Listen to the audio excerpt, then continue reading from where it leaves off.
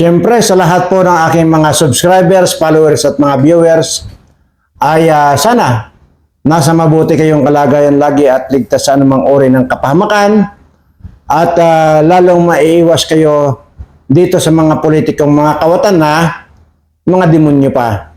Ayan.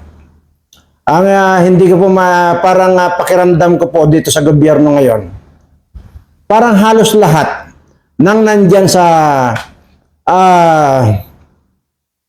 mga official ng gobyerno ngayon, parang mga kanto, mga ano ba yung tawag doon sa kwan? Yung bang masaya sila pag nakakapangbugbog sila. Ganon. Anong tawag doon? Yung sadista. Ayan. Yan pakiramdam ko sa gobyerno ito, sadista. Ano ba ang pakiramdam ninyo? Tanungin ko nga kayo, mga ulol kayo, kung ano ang pakiramdam ninyo kung nakakapagnakaw kayo, tapos alam na alam ninyo sa inyong sarili na napakarami nating mga kababayan ang nagugutuman, walang masaing.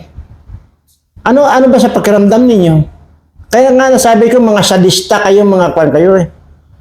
Hindi ko na malaman kung anong itawag ko sa inyo, mga animal kayo eh. Higit pa kayo sa animal eh, mabuti pa ngayong animal. May puso, may konsensya. Kayo, daig pa ninyo ang animal. Demonyo na talaga kayo, mga hayop kayo. Kaya sarap nyo lang murahin eh. Ito mga kababayan, ang kailangan ninyong huwag baliwalain itong sasabihin ko. Kung kayo ay may mga anak na mga dalagita or hindi man dalagita, yung mga bata pa, yung alanganing dalagita, alanganing dalagito. Dalagito ba ang tawag doon sa lalaki? Di ba sa babae dalagita? Ay, anong tawag doon sa lalaki? Dalagito. Ayun, ano man tawag doon?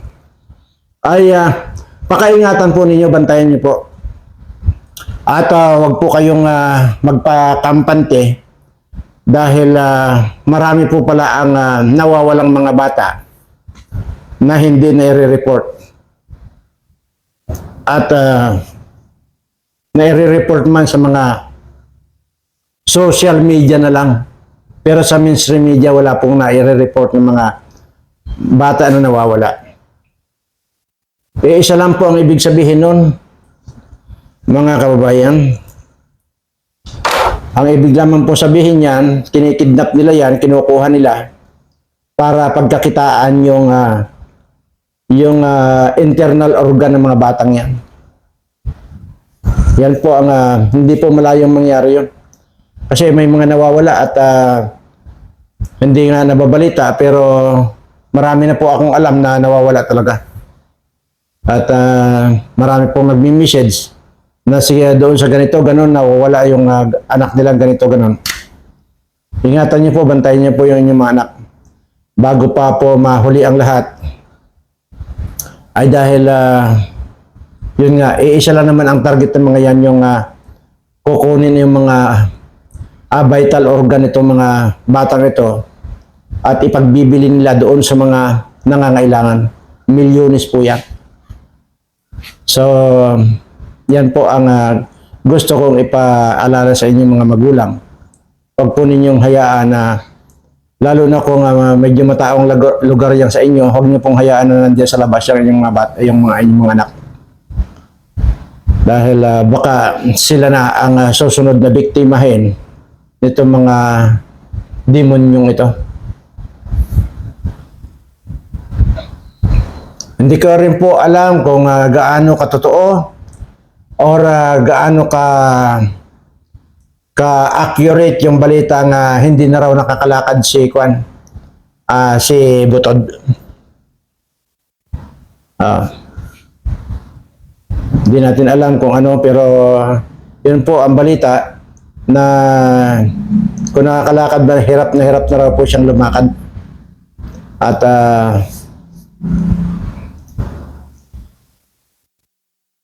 Ganun din po si Bangag. ay sobrang pagdurugo ng ilong. So, ayon din po yan sa ating mga nababalitaan.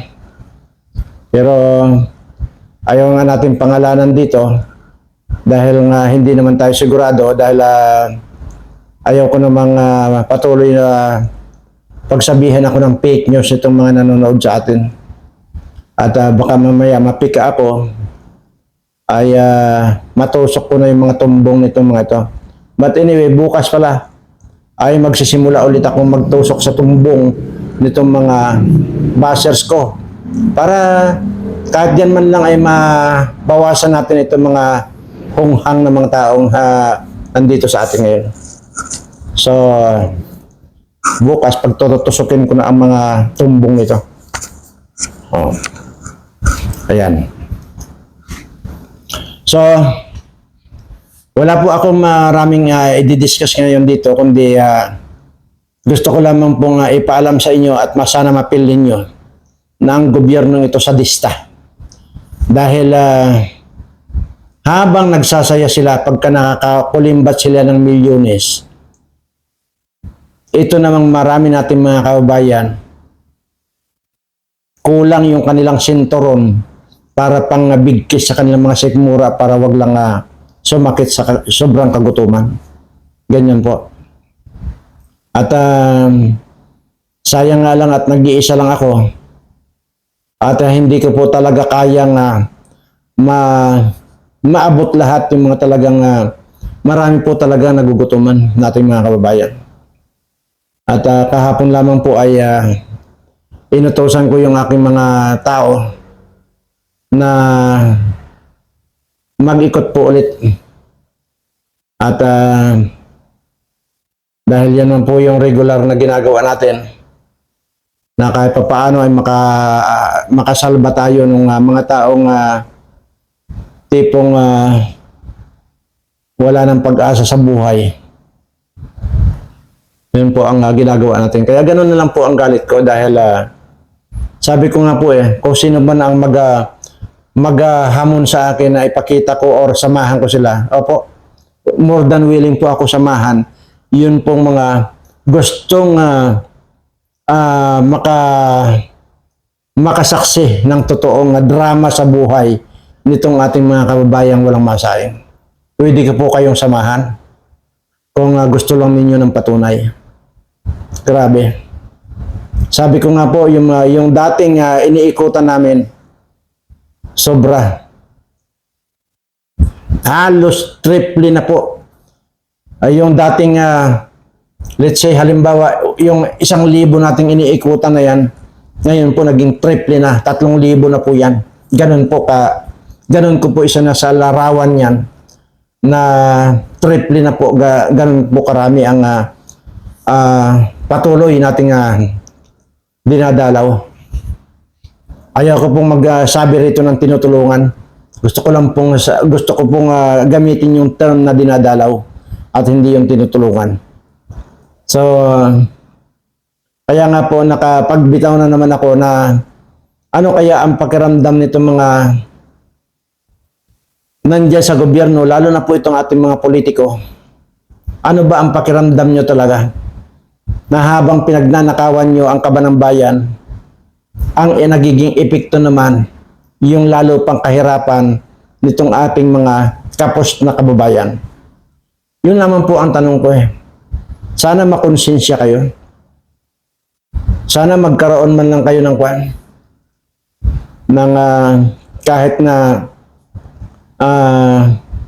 kahit nakatiting dyan sa puso ninyo na para isipin itong mga kababayan nating mga grabe po talaga. Sobra. Wala pong problema yung pagdalaw namin Ang problema po rito ay matanda na po ako. Ay imagine niyo na 175 years old ko na. So hindi ko na po talaga kayang ikutan lahat. At ito yung mga tao ko lang yung mga dating mga dinadalaw namin. Sila po ang nagtutuloy ng dadalaw sa kanila para sa ganun ay masiguro na kahit pa paano ay makatulong kahit pa paano. At masalba yung mga dapat may salba. Ay kung yung mga aso nga dyan sa gala,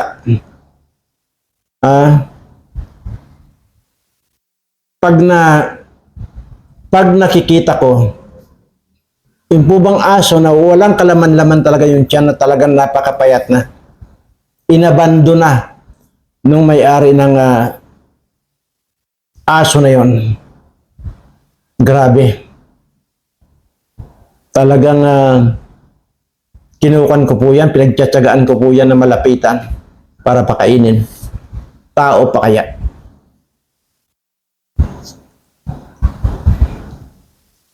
Hindi ko alam kung mananatili na lang kayo mga sadista. Hindi ko alam kung hanggang kailan kayo lalangoy sa mga kinukulimbat yung mga pira ng bayan. Na habang lumalangoy kayo, nagpapakasarap kayo sa buhay. Ulit-ulitin ko lang po. Ipaalala sa inyo, napakarami nating mga kababayan ang nagugutuman. Yung pong 10 milyon na pang reward ninyo para lang maituro si Pastor Kibuloy, sa palagay ko naman po ay hindi na po yata tama. Dahil unang-una, hindi naman terorista yan si Pastor Kibuloy kung bakit ganun na lang ang pagtrato ninyo. At sa buong kasaysayan ng Pilipinas ay ngayon lamang po nagkaroon ng reward ang isang tao na 10 milyon. Karamihan po dyan, 500,000. Pinakamataas na po yung 1 million. Pero dito kay Pastor Kibuloy na hindi naman terorista, 10 milyon ang binibigyan yung bounty.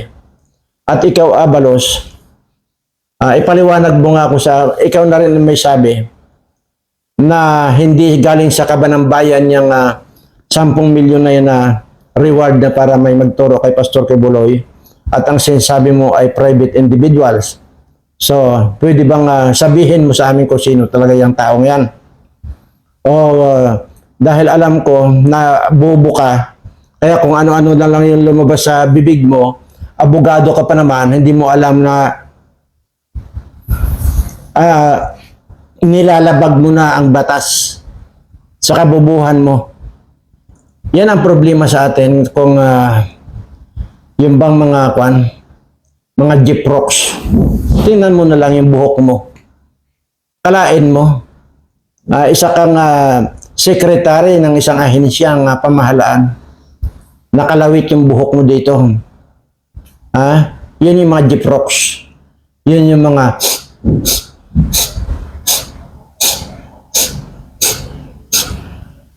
yan. Ang kapal mo. At sino naman yung private na tao na magbibigay ng 10 milyon para lang mahuli si Pastor Kibuloy? Sige nga. Magturo ka nga. Buwisit talaga itong mga ito. Pare-pare yung mga sinungaling itong mga animal na ito. Sa totoo lang.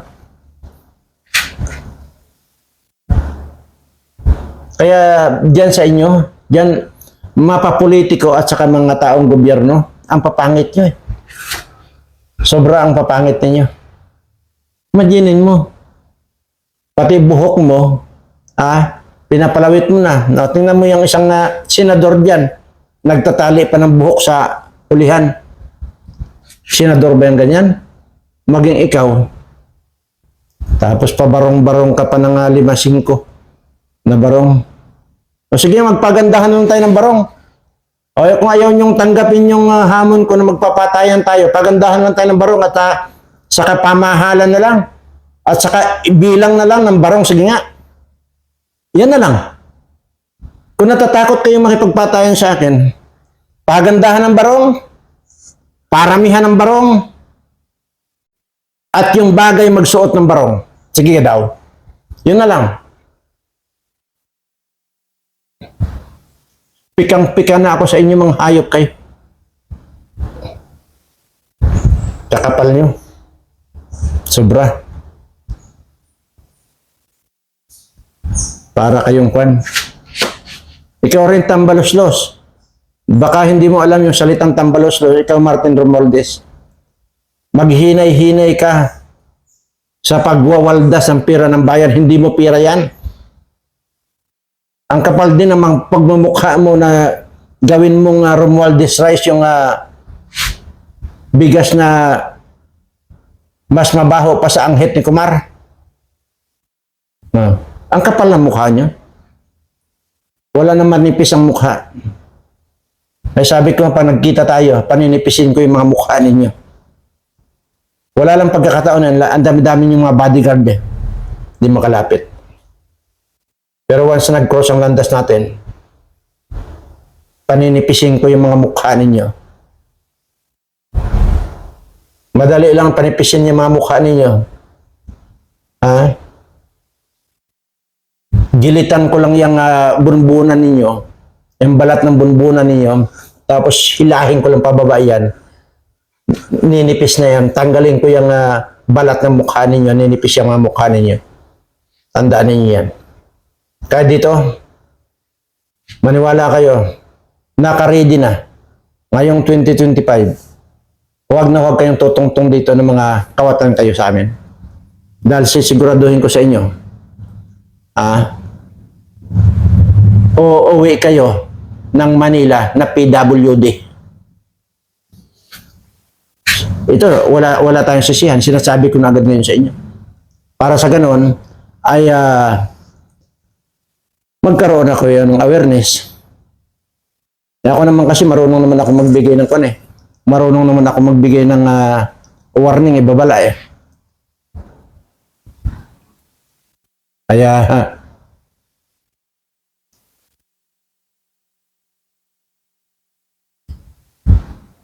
pag hindi ko either hindi ko hinila hanggang lupa yung dila ninyo, o di kaya baliktarin ko yung mga mata ninyo, ewan ko lang. Tapos ay ano kaya kung ano kwan? Halimbawa, dumating kayo dito sa amin, pagka nilaplap ko yung dila ninyo, tapos tinanggal ko yung mga mata ninyo, tapos sabawan ko, ipahigop sa inyo. Para sa ganun ay magkaroon kayo ng souvenir dito sa amin sa Mindoro. Wala na ang pwedeng gawin sa inyo eh. Wala nang pwedeng hindi na kayo mapakiusapan eh. Okay lang na sige. Pero pipilitin ko pa rin na makaikot. Dati-dati kasi nakakaikot ako ng yung nga, di ba sinasabi ko sa inyo, nung nakarating ako dyan sa Tacloban na yan. At may mga pinamigay din tayo dyan. Pero sinigurado ko, yung pinamigay namin bigas dyan dati, mababango. Masasarap. Dahil sa totoo lang,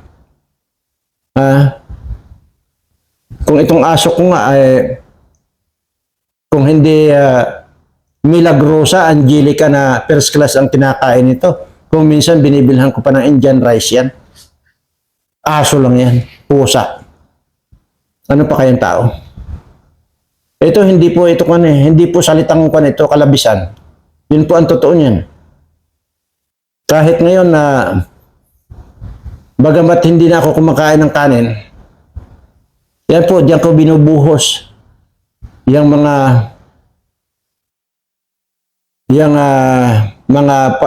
kanin o bigas yan sa mga aso ko at saka dito sa mga iniikutan ko or dinadalaw ko.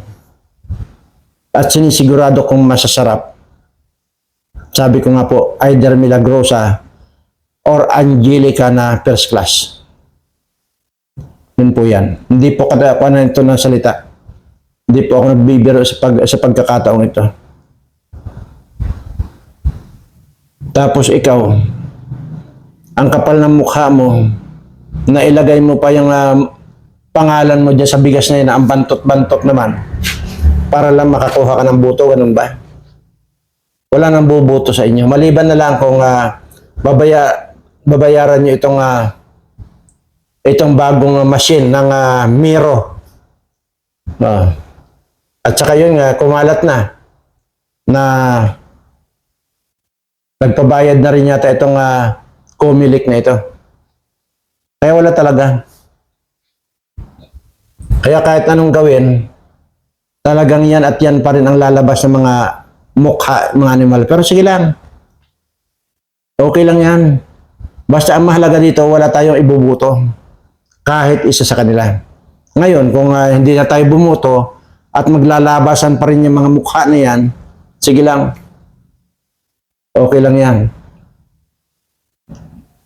At sana nga lang hindi ako magkaroon ng tiyempo na mag-cross ang landas namin itong mga hinayupak na mga magnanakaw nito. Dahil hindi na ako mag-aaksaya pa ng oras dito sa mga hayop nito. Gigilitan ko talaga yung mga yan.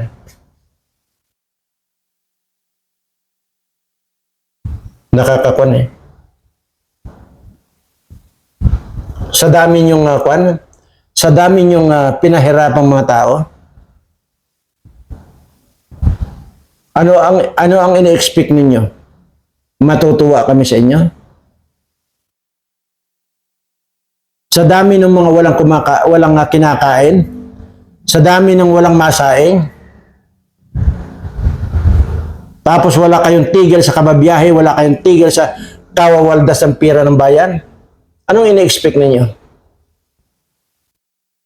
Yayapusin pa namin kayo at sasabihin pa namin na mahal namin kayo? Hindi ganun ang pwedeng mangyari. Baka pag inapos namin kayo, or ako ang yumapos sa inyo, tuloy gilit ang lalamunan ninyo.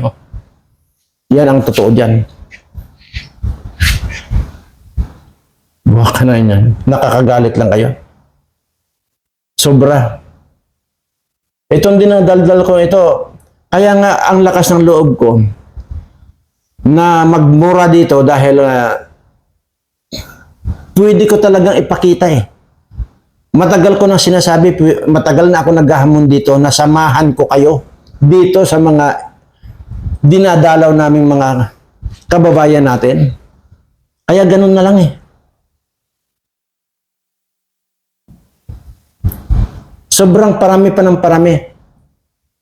So okay lang naman yun, walang problema. Ang problema, yung hindi na ako hindi na ako, siyempre, yung ba naman tanda akong ito? Bata lang ako tingnan, pero bata sa 175 years old ko na. Bata lang ako tingnan. Pero ang totoo po noon ay na rin ako. Nararamdaman ko na rin yung pagiging matanda ko. 175, ano in-expect nyo sa 175? Pero kahit na 175 ako, ay pinagpapantasyahan pa rin ako ni Amy. Pero sorry na lang sa kanya. Dahil wala eh. Wala eh.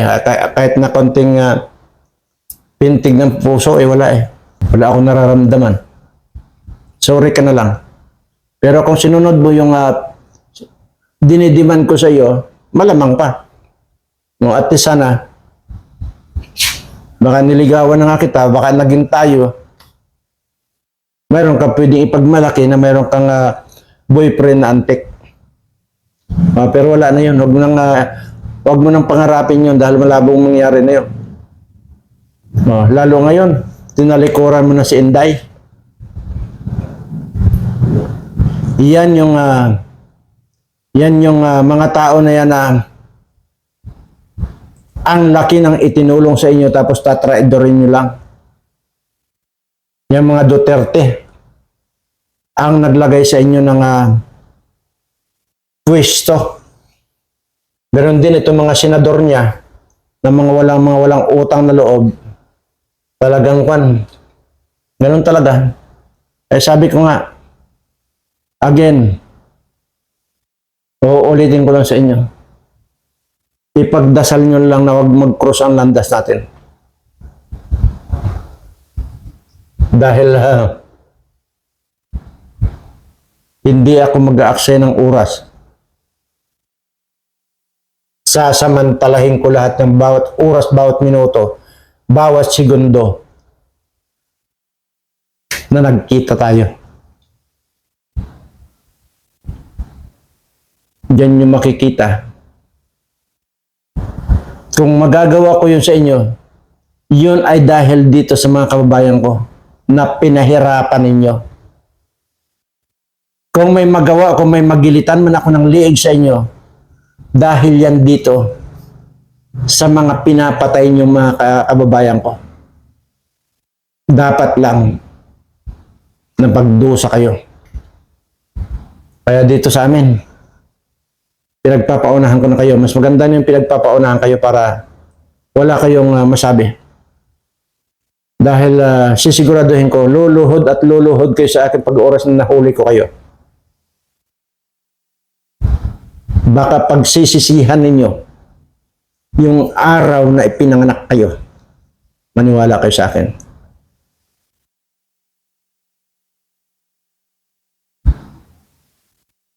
Kulang sa inyo yung mula sa ulo hanggang sa talampakan yung babalatan kayo. Kulang yun. Kahit pabuhusan kayo ng asin, buhusan kayo ng suka, kulang pa rin yun.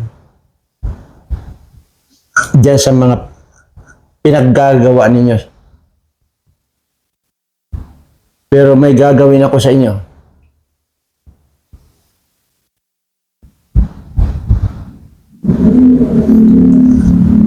Na sigurado ako, lahat isusumpa ninyo. Wala na wala na akong kan.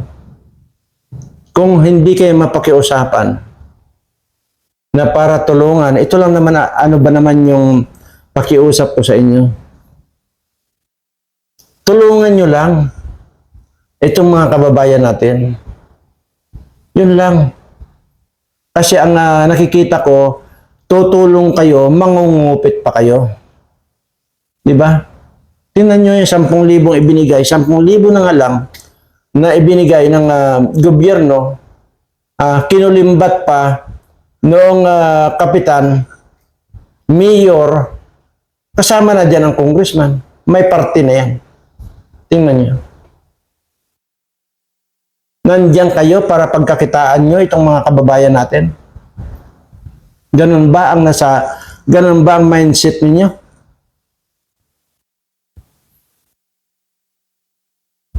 Hindi ba't dapat ipagpasalamat ninyo na mayroon kayong kababayan na nabigyan ng gobyerno ng ganong halaga na 10,000. Tapos yan, dinikwat nyo pa rin.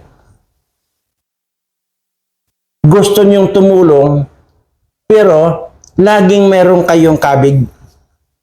O kagaya itong binibigay ni Romualdez na bigas na yan. Ang bantot na nga, nangupit pa. See? Kaya kayo ba yung dapat mahalin ng tao? Kayo ang gumawa ng rason kung bakit ko kayo gigilitan. Sabihin nyo nga sa akin kung bakit. Kung reasonably ba nagilitan ko kayo. Kayo ang magtanong sa sarili niyo kung reasonable. Dahil para sa akin, hindi lang reasonable. Talagang kagilit-gilit kayo. Visit kayo. Hindi ako magkukan dito. Hindi ako magtataas ng boses ngayon. Para pare-pareho natin maintindihan itong mensahe ko ito. Maniwala kayo sa akin. Hindi ko lalagutin ang hiningan nyo sa loob lang ng isang araw, hindi. Lalagutin ko ang hiningan ninyo sa loob ng isang buwan. Kaya tingnan ko lang Kung lahat, pati ultimong kuwan siguro, pagsisisihan mo yan. Ba't isang buwan? Para maramdaman mo kung paano nyo pinahirapan itong mga kababayan ko. Sa unang salyada, igagrinder ko yung mga daliri mo. Pagkatapos yan, babalatan ko mula rito sa bunbunan niyo hanggang talampakan niyo. Unti-unti yun hanggang sa pag nakaisang buwan na, yan ang liig ninyo ang titigbasin ko para tapos na. At siya namang ipapakain ko dito sa mga buhaya ko rito. Manginig na kayo. Gagawin ko yan at bibidyohan ko yan. Ia-upload ko yan para malaman ng buong mundo. Lalagyan ko ng caption ang sasabihin ko, kailangan na matapos na ang mga ganitong klase ng tao na pumapatay sa mga kababayan ko. Yun ang sasabihin ko sa caption. Para sa ganun, maintindihan ng mga ibang tao na hindi makakaintindi, maintindihan nila kung bakit ko ginawa yun sa inyo. Mabuti na yun, nagkakaintindihan tayo. Anyway, doon po sa mga bago nag-subscribe at ngayong araw na ito, maraming salamat po muli. At hayaan ninyo, darating din tayo doon sa tinatawag na tayo naman. Oras nila ngayon, magkakaroon din tayo ng oras. Ganun lang yun. Maraming salamat po at mahal na mahal ko po kayong lahat.